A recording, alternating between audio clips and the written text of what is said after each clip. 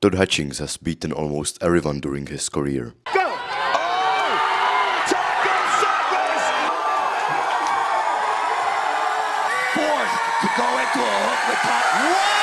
Wow! But this matchup might be his hardest stylistic test yet. And today, I'll tell you exactly why. In this video, I'll be predicting the outcome of the upcoming light heavyweight world title left arm match between Oleg Petrenko and Todd Hutchings, taking place on February 28, 2026 at East vs West 22. First, I'll break both athletes down individually, looking at their frame, size and raw strength, then diving into their technique and pulling style, followed by recent performance and trends. Finally, I'll combine everything into one clear match prediction. So let's go. Oleg Petrenko stands at 178 centimeters tall, weighing around 105 kilos. His bicep circumference is 46 centimeters and his forearm circumference is 44 centimeters.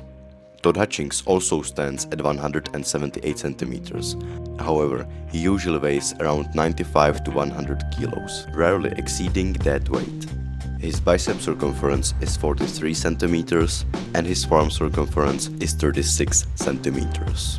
On paper, Oleg is clearly the bigger athlete, thicker arms, larger frame and noticeably heavier going into this match. But size doesn't matter, right guys? What matters is style and technique. So now it's time to discuss the technique and pulling style of Todd Hutchings. Over the decades, Todd Hutchings has been doing arm wrestling. He has developed one of the most unique and brutal styles in arm wrestling, the so-called Todd roll. Todd has specifically trained his pronator and side pressure to remain extremely strong even without wrist control, and that has allowed him to dismantle many pure top rollers. Perfect examples of such domination are his match against Kidrigale Ongarbayev, or all of his 3 matches against Irakli Zirakashvili. In all of these matches, the opposite athlete had solid fundamentals. The wrist, rise, pronator were all intact, but they simply didn't have enough side pressure to escape their B side and force Todd to defend. Todd thrives on the offense with his pronator intact, even if his wrist is cracked. Even against hook pullers, Todd often still has the advantage, thanks to his insane pure side pressure he built up over the years. For example, in his match against Rustam Babayev, where he was able to fully match him in the hook. So his biggest strengths are his massive side pressure, elite pronation even without the wrist, and incredible experience and table IQ. However, there is a problem, and Oleg Petrenko represents it. Oleg is extremely versatile. He can pull almost anywhere on the table, but he usually starts with a top roll. But it's not a traditional pure back pressure crack to wrist top roll, it's a combination of back and side, and that's what makes it so hard to contain. He has world-class overall power, a large hand and a thick arm, also a wide frame, and the main problem is that he is strong inside and also outside. He isn't a pure top roller. He brings heavy side pressure with him, and that's what I believe will be critical in this matchup, because one of the main weaknesses I see with Todd is a side pressure oriented top roller, and that's exactly who Oleg is.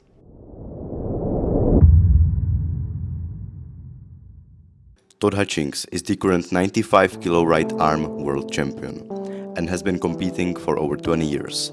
He's beaten almost everyone, including John Brzezinski, Jordan Sonev, Irakli Zirakashvili, Evgeny Perudnik, Porkchop, Sagov, Ongarbayev.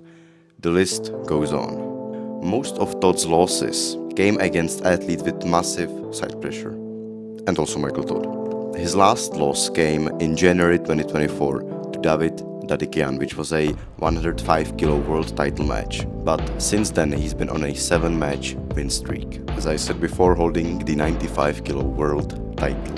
When it comes to Oleg Petrenko, he has had losses at East vs West against John Brzezinski, Alijan Muratov and Devon Larratt. But aside from that, he's beaten Ongarbayev, Dadikian, Betkeli Oniani and Nugo Chigadze, all champions, and he's currently holding the 105 kilo world title. What's interesting is that both Todd and Oleg have faced the same opponents in the past, namely David Dadikian and Kidrigali Ongarbayev. And in both of these cases, Oleg looked noticeably more dominant. So here I see two paths. If Todd manages to slow Oleg early, he can get it into a war and win through endurance. If not, Todd will have a lot of trouble finding a comfort spot. However, if he does, Oleg will be cooked. With all of the above in mind, here is my official prediction. Round 1, Oleg sets up for the outside, while Todd goes for the Todd roll. Off the go, Oleg hits, manages to efficiently drive to the side, forcing Todd onto the defensive. And for a few seconds, Oleg hovers above the pin pad. Todd gets a quick stop, but eventually he concedes the round. Second round, it's the same strategy again. Oleg hits, he drives to the side on the offensive, gets a few millimeters of the pin pad. Todd stops it for a bit, but he simply doesn't have enough to bring it back.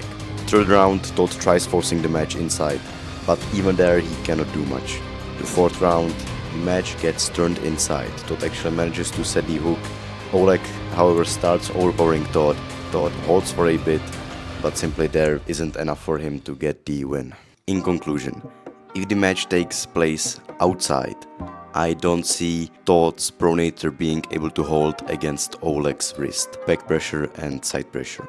And if the match gets turned inside, I'm still not sure if Todd will have enough side pressure. And I feel like Oleg would be able to easily roll out to the outside options if he wanted to.